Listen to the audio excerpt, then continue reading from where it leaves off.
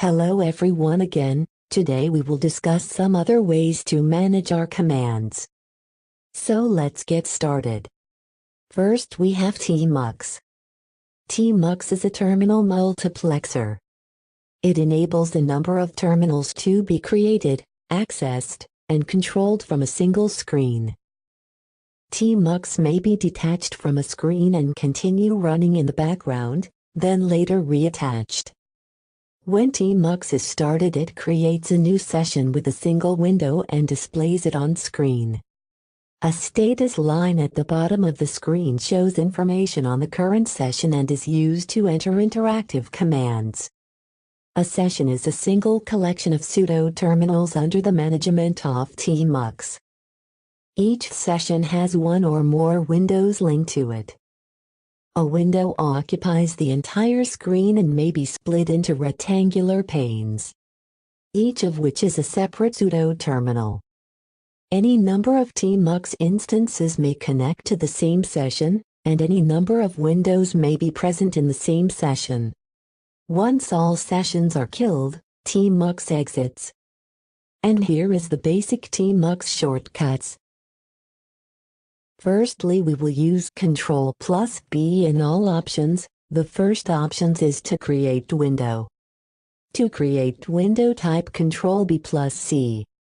Now to switch between windows, type Ctrl+B+W and select one. Ctrl+B+% to split it vertically. Ctrl+B+:, then type split-window, to split window horizontally.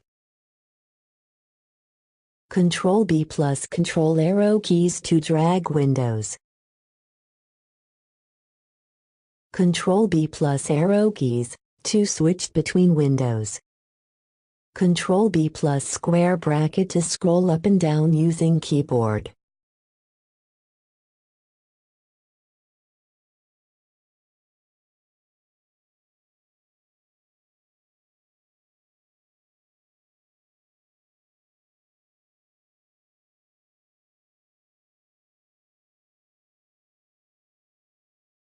Second thing we have today is controlling jobs, which means the ability to close, background, and switch back to jobs in your terminal session. Every command we run on our terminal as a job includes our own tools and scripts. Let's run any command, say htop, to close it just type Ctrl+C. And as you can see, we have just terminated.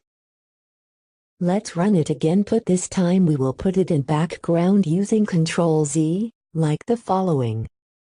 Now if we type jobs, we will say that we have job named as our command and its job number. To switch back to our job, type FG and job number, which is 1 in my case. Put it in background again using Ctrl+Z.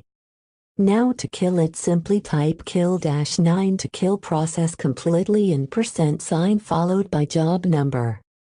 If we type jobs again, we will get nothing because we have no jobs in background.